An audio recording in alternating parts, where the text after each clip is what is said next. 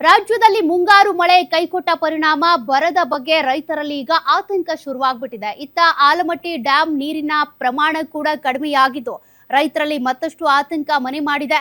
ಮಹಾರಾಷ್ಟ್ರದಿಂದ ಕೃಷ್ಣಾ ನದಿಗೆ ನೀರು ಹರಿಸುವಂತೆ ರೈತರು ಒತ್ತಾಯಿಸಿದ್ದಾರೆ. ಈ ಕುರಿತ ವರದಿ ಇಲ್ಲಿದೆ ನೋಡಿ.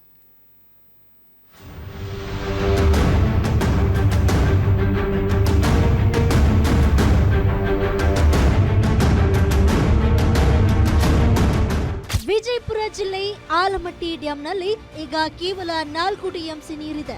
ಈ ಹೊತ್ತಿನಲ್ಲಿ ಮುಂಗಾರು ಮಳೆ ಆಗಬೇಕಾಗಿತ್ತು. ಅತ್ತ ಮಹಾರಾಷ್ಟ್ರದಲ್ಲೂ ಮಳೆ ಇಲ್ಲ. ಹೀಗಾಗಿ ವಿಜಯಪುರ ಜಿಲ್ಲೆಯ ರೈತರಲ್ಲಿ ಆತಂಕ ಮತ್ತಷ್ಟು ಹೆಚ್ಚಾಗಿದೆ.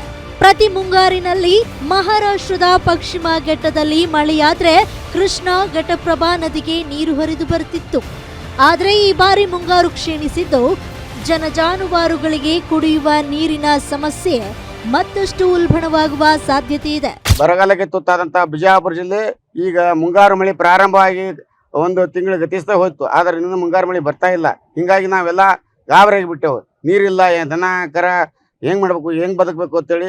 ಅದರಾಗ ನಮ್ಮ ಬಿಜಾಪುರ ಜಿಲ್ಲೆಯಲ್ಲಿ ಅಂತ ದೊಡ್ಡ ಆದಂಥ ಅಣೆಕಟ್ಟದ.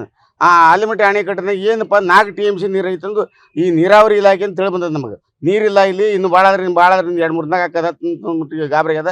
ಜಿಲ್ಲೆ ಜನ ಈಗ ದಿಕ್ಕ ತೋರ್ಸದಿ ಕೂತಾರ. ಮಹಾರಾಷ್ಟ್ರ ಮುಖ್ಯಮಂತ್ರಿಗಳ ಜೊತೆ ಮಾತಾಡಿ 10 TMC ನೀರು ನಮ್ಮ ಬಿಜಾಪುರ ಜಿಲ್ಲೆಗೆ ಬಿಡಿಸಿಕೊಟ್ರು ನಮ್ಮ ಬದುಕಿಗೆ ಅವಕಾಶ ಮಾಡಿಕೊಡೋಕೆ ನಾವು ಸರ್ಕಾರ ಒತ್ತಾಯ ಮಾಡುತ್ತೇವೆ. ಈಗಾಗಲೇ ಜಿಲ್ಲೆಯ ಬಹುತೇಕ ಕೆರೆಗಳು ಬತ್ತಿದ್ದು ಅಂತರ್ಜಲ ಮಟ್ಟ ಕುಸಿಯುವ ಆತಂಕ ಎದುರಾಗಿದೆ.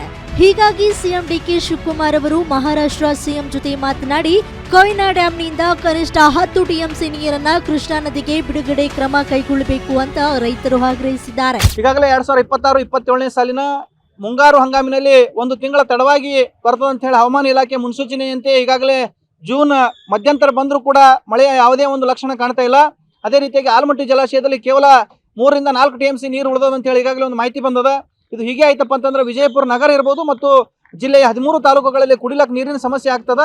ಆ ನಿಟ್ಟಿನೊಳಗ ಮಾನ್ಯ ಮುಖ್ಯಮಂತ್ರಿಗಳು ಆದಷ್ಟು ಬೇಗನೆ ಮಹಾರಾಷ್ಟ್ರ ಸರ್ಕಾರದೊಂದಿಗೆ ಮಾತಾಡಿ ಕೊಯ್ನಾ ಡ್ಯಾಂನಿಂದ ಸುಮಾರು 10 TMC ನೀರನ್ನಾದ್ರೂ ಕೂಡ ಬಿಡಿಸ್ಕೋಬೇಕಂತ ಹೇಳಿ ಈ ಸಂದರ್ಭದಲ್ಲಿ ಆಗ್ರಹ ಮಾಡ್ತಾ ಇದ್ದೀನಿ.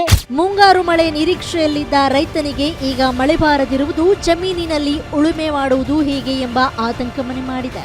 ಆದಷ್ಟು ಬೇಗ ಸಿಎಂ ಡಿಕೆ ಶಿವಕುಮಾರ್ ಈ ಬಗ್ಗೆ ಮಹಾರಾಷ್ಟ್ರ ಸರ್ಕಾರದ ಜೊತೆ ಮಾತನಾಡಿ ಕೃಷ್ಣಾ ನದಿಗೆ 10 TMC ನೀರು ಬಿಡುಗಡೆ ಮಾಡಲು ಮುಂದಾಗಬೇಕಾಗಿದೆ. Deepak Shinde, guarantee news, Vijayapura.